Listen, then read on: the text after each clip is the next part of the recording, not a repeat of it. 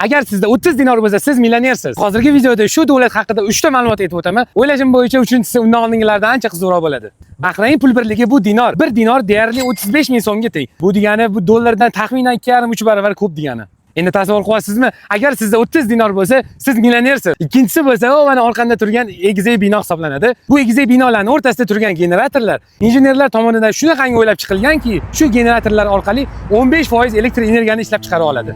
Bu degani bu bino o'zini o'zi boqyapti. Uchinchisi bo'lsa bu marvaridlar. Bu yoqda marvaridlarni terib chiqish alohida kasb yoki bir sport turiga kiradi degan bo'lar ekan.